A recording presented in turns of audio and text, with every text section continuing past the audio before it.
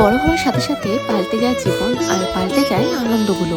ওই যে ছোটবেলায় পয়লা বৈশাখ মানেই ছিল একরাশ আনন্দের দিন, নতুন জামা, পুজো আর দোকানে গিয়ে হালখাতা করার মজা। বড় হওয়ার পর ছোটবেলার এই আনন্দগুলো পরিবর্তন হলেও পুরোনো অভ্যেসগুলো কিন্তু থেকেই যায়। তাই সকাল সকাল মায়ের সাথে বেরিয়ে পড়লাম নববর্ষের প্রথম দিনটায় প্রাতঃভ্রমণে। আর ওদিকে দেখতে পেলাম প্রভাত ফেরিও বেরিয়েছে একটা। এদিকে নতুন বছরের রং লেগেছে প্রকৃতিতে, এত সুন্দর সুন্দর চারদিকে ফুল ফুটেছে, দেখেই আমার মনটা কিন্তু অনেক ভালো হয়ে গেল।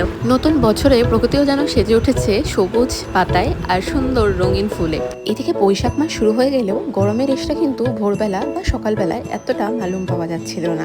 হালকা গরমের আভাস আর মৃদুমন্দ বাতাস নিয়ে দারুণভাবে শুরু করলাম নববর্ষের প্রথম সকাল। আশা রাখবো প্রতিটা দিন যেন এরকম সুন্দর হয়ে ওঠে। বংমিষ্টি পরিবারের প্রতিটা সদস্যকে জানাই আমার তরফ থেকে নববর্ষের আন্তরিক প্রীতি, শুভেচ্ছা ও ভালোবাসা। শুভ নববর্ষ, সবার দিন ভালো হোক।